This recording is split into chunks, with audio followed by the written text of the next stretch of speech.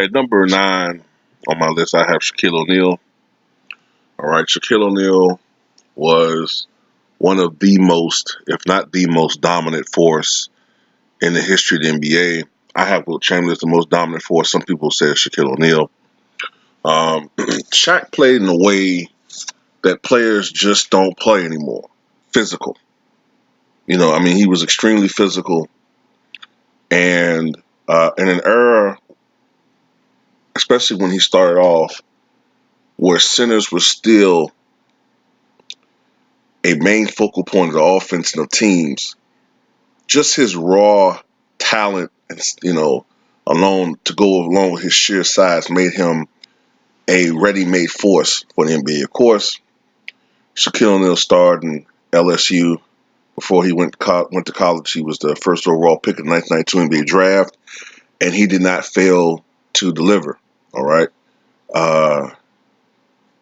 he instantly turned around the Orlando Magic organization.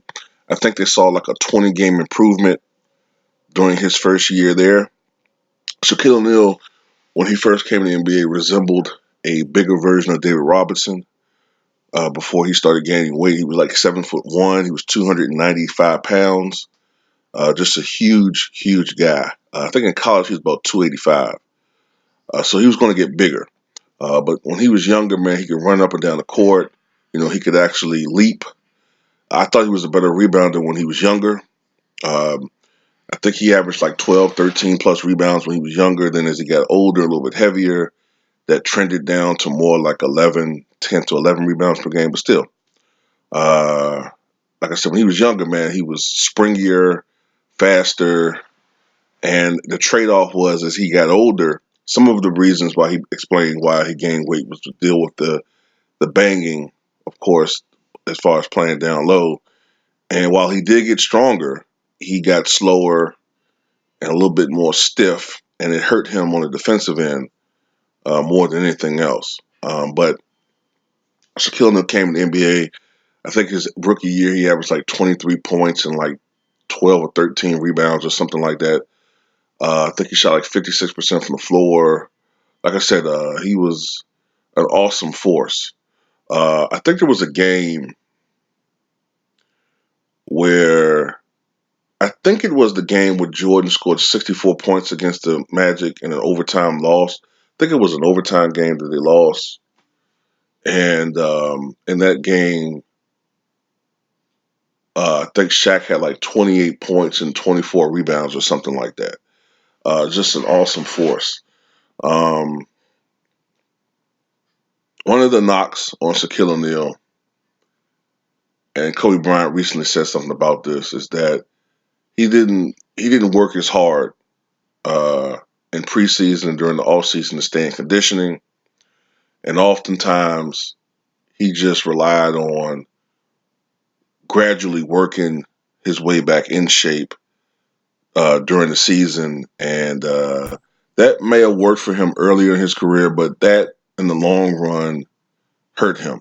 It hurt him as far as injuries, and it hurt him as far as reaching his fullest potential. All right, Shaquille O'Neal peaked, I think, at right around the age of 27 to about 30. And then I think sometime around his 31st birthday, a little bit afterward, he started descending downward as a player. But he still remained a dominant force and a respected force in the NBA for years to come, playing ultimately for 19 years from 1992 to 2011. I look at some of his accolades as far as I'm concerned. We see he's a 4-time NBA champion, of course, 3-time NBA Finals MVP. He won the MVP award during the 1999-2000 season. I think Shaquille O'Neal was robbed of an MVP in a couple of seasons. I think he probably should have won the MVP in 99 during the abbreviated season. And there's a couple other seasons he should have won it. I think you can make a strong argument that he should have won it in 2001 over Allen Iverson. But yeah, Shaq should have at least 3 MVPs. He was a 15-time NBA All-Star, 3-time NBA All-Star Game MVP. The last time, of course, being in 2009 when the Big Diesel was getting close to 37 years old of age. All NBA first team 8 times, All NBA second team 2 times All NBA third team 4 times. He was on the All NBA defensive second team 3 times. He, of course, was the 1992-93 Rookie of the Year. He was on the NBA All Rookie first team his first year. Twice he led the NBA in scoring during the 94-95 season when he averaged 29.3 points per game, I believe it was. And during the 1999-2000 season where he averaged, I believe it was a career high 29.7 points per game. During the 1993-94 season, he was a close second in scoring behind Dave Robinson.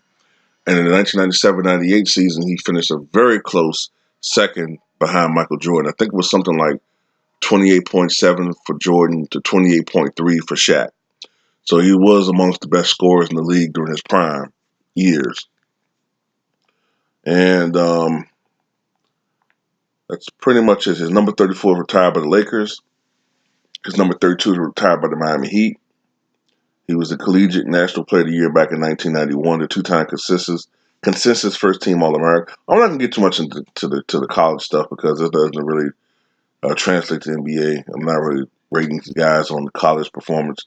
One of the big controversies about Shaq, and I remember this very vividly, is that he was included on the 50th anniversary team back in 1996. And many people felt at the time that Shaq hadn't done enough to be included on that team, and that maybe there should have been some other guys that should have been put on that team over Shaq.